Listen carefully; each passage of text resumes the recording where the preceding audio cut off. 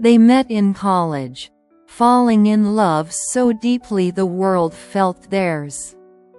But life pulled them apart, and they chose responsibility over passion.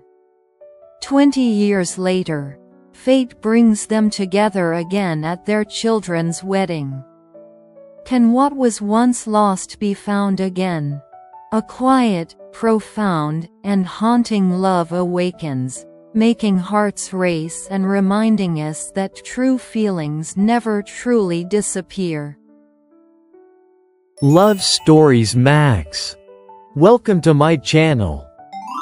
Enjoy watching, friends. A love that waited 20 years. I met Tom when life still felt endless, when love seemed like it had to win loudly. We were 19. College smelled of cheap coffee, damp notebooks, and freedom that didn't yet know responsibility. Tom sat 2 rows ahead of me in lectures. He always arrived early and lingered after class, as if he didn't want to leave the room where he could just be himself. He had a funny backpack with a worn patch and a habit of twirling a pen between his fingers when he was nervous. I noticed that before he even spoke to me. Our first conversation was accidental. I dropped my notebook, pages scattered across the floor, and he silently began gathering them. Our fingers brushed, and I felt a strange warmth, like someone was gently knocking on my heart, asking permission to enter. "You always run from your own notes?" He smiled. I laughed, and at that moment, something in me decided for me. We started drinking coffee together. First between classes, then after. Soon, we were staying in small cafes late at night, where the baristas knew our orders by heart. Tom loved to listen. He never interrupted. He looked at me as if every word I said mattered. And I learned to stay quiet next to him, and not feel awkward. We wandered the city without purpose. Shared headphones. He read passages from his favorite books out loud, and I memorized how his voice changed on the lines that mattered most to him. He held my hand as if afraid to lose me, not squeezing, but never letting go. We fell in love slowly, but deeply. When he was 22, he proposed. No grand gestures. Just sitting beside me on the old bench by the river where we often sat in silence. "I don't know who I'll be in 10 years, he said softly. "But I know who I want to be with always." I cried, not from sadness, from the fear of happiness. We were young, so certain, but life decided to be grown up. I got offered an internship abroad. He got his dream job in another city. We promised to wait, wrote letters, called late at night, but pauses began creeping between words. Between pauses, silence. Between silences, other people, other decisions, other fears.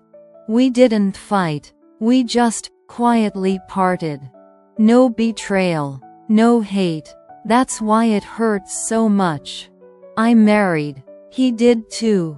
We had children, homes, responsibility. The right pictures. Life unfolded. Properly. Reliably. But sometimes, emptily.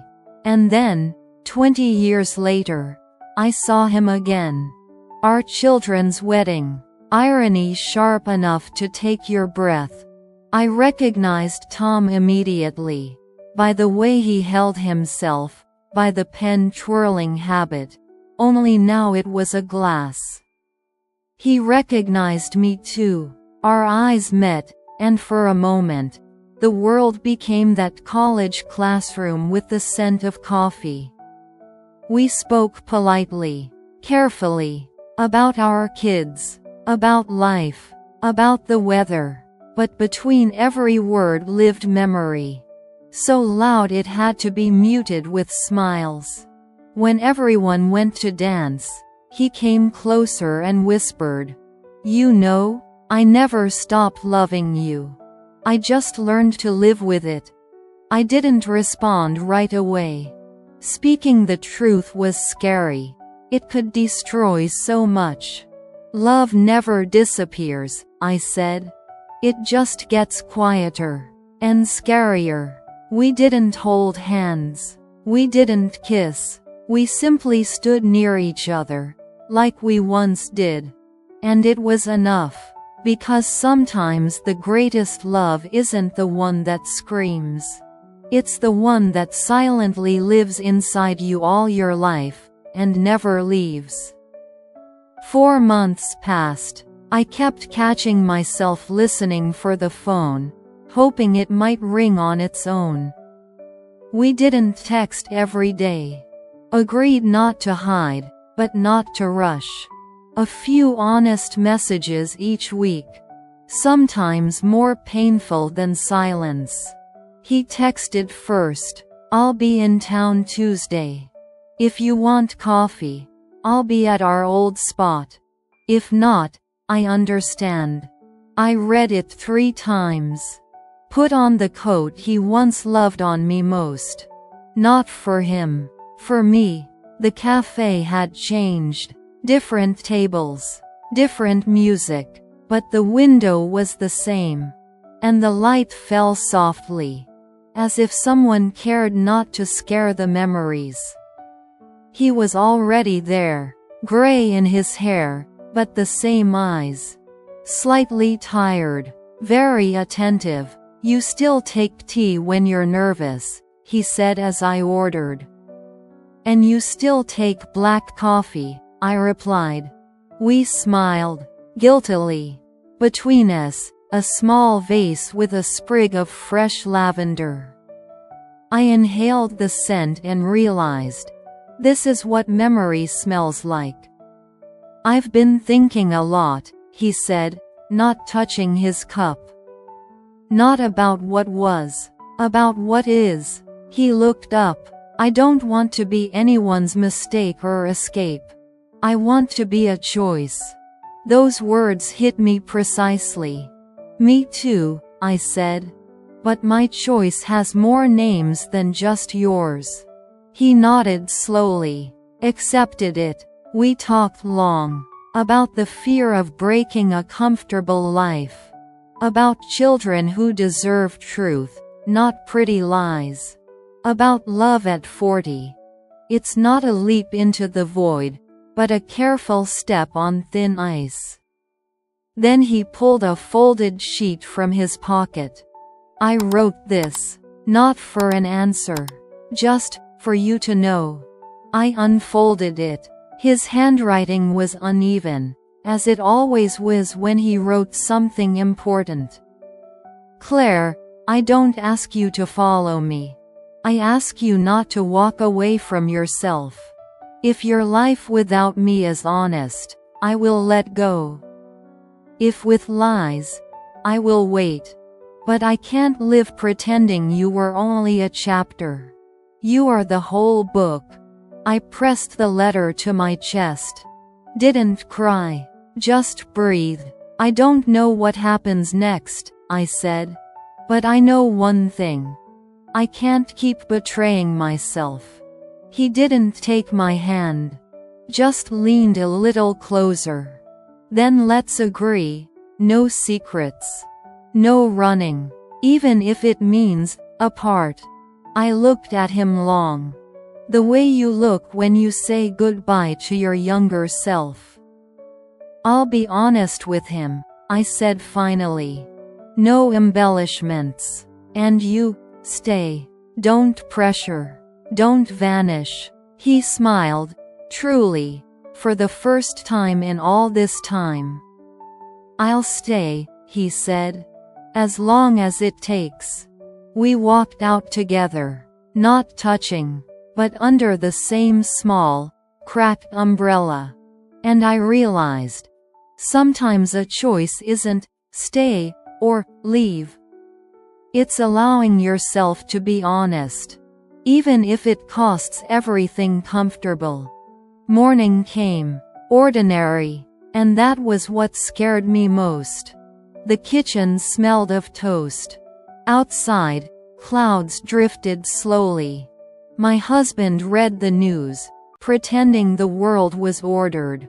I watched his hands, familiar, reliable, and for the first time felt no guilt. Only clarity. "We need to talk," I said.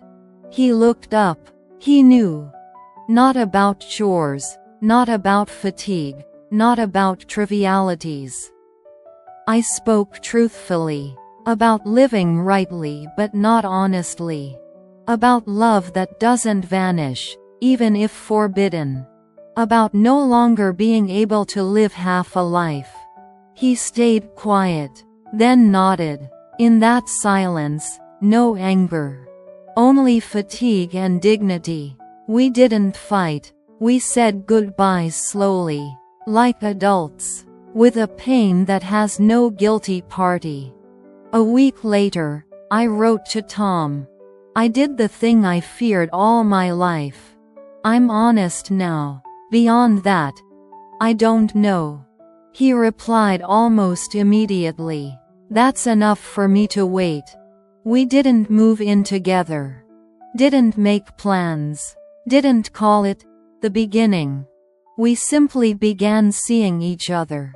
Walking beside each other. Rediscovering one another. Changed. Cracked. Full of stories. Our first kiss after all those years came by accident. In a parking lot. Under the evening sky. No fireworks. It was brief.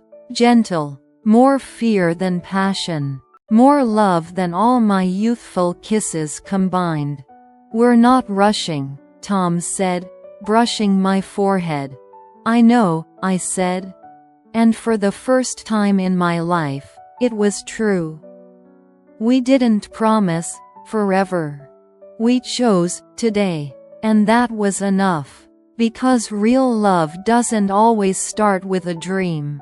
Sometimes it begins with courage. With quiet. With the choice to be yourself. Even when the road ahead isn't drawn. I don't know what happens in a year. But I know this. Love that survived 20 years of silence knows how to live without shouting. And that is enough. True love doesn't always start with a sudden spark or grand promises. Sometimes it grows quietly, imperceptibly, through small acts of attention, shared moments of laughter and conversation, and through silences you only understand after many years.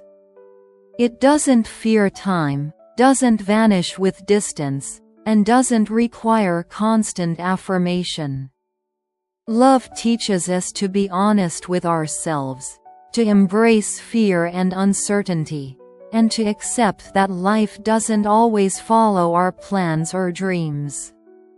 It's not about being perfect, or always being physically close.